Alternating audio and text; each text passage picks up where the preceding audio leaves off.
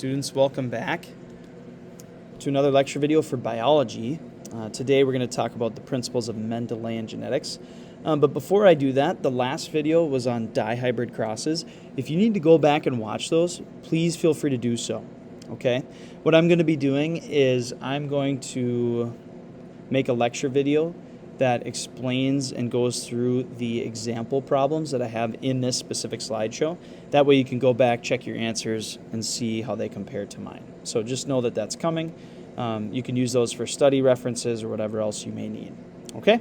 So when we're saying Mendelian genetics, we're talking about Gregor Mendel. Okay, so this is the principle of dominance that we understand, right? If it's dominant, it's shown. If it's recessive, it's hidden, and a few other things.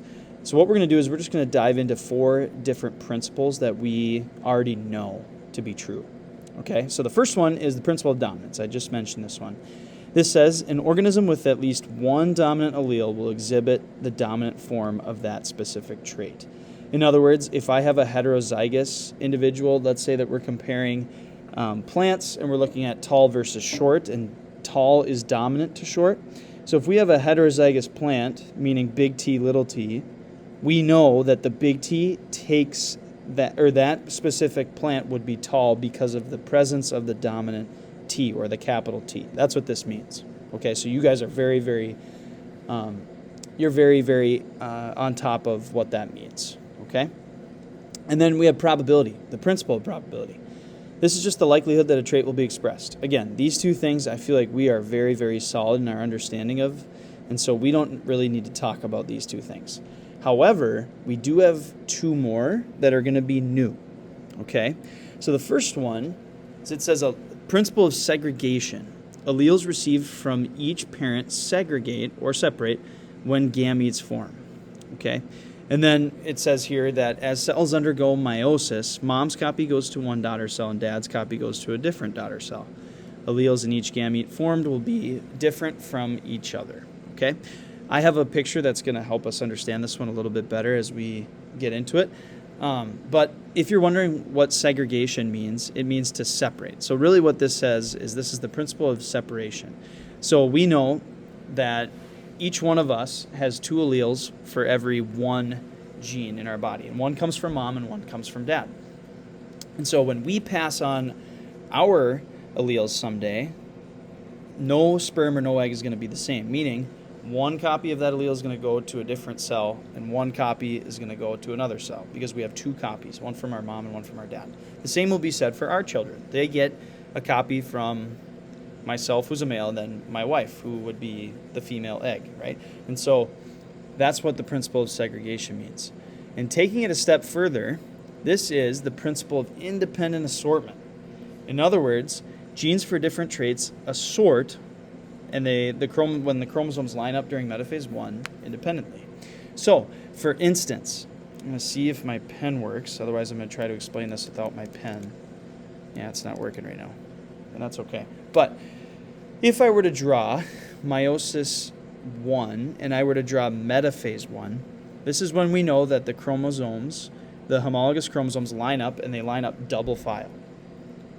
Is it possible that on the left-hand side, so imagine a double file line in your head of chromosomes in meiosis 1, in metaphase 1, when they line up double file, is it possible that I could have more of mom's chromosomes on the left than the right? Absolutely, right? We know that, okay? If they line up independently and just randomly, we know that some of those chromosomes could be more aligned with mom's than dad's on the right, or mom's than dad's on the left. And so they are totally up randomly, okay? And so what this means is that some of our gametes are going to end up looking more like our mother or our father. And so that's why some of you look a lot more like your mom than you do your dad. Same thing can be said for the other way around. That's why a lot of you look like your dad rather than your mom. And so it's pretty interesting how biology ties into how we are formed from conception. So it's pretty interesting stuff. So if you look at this picture, this is just a representation of separation. So you can see here we have a heterozygous parent, and the alleles are all segregated. Okay, so if we were to cross a heterozygote by another heterozygote, we know that we're going to get all the possible offspring, but these alleles are separating. So this talks about the principle of separation or segregation.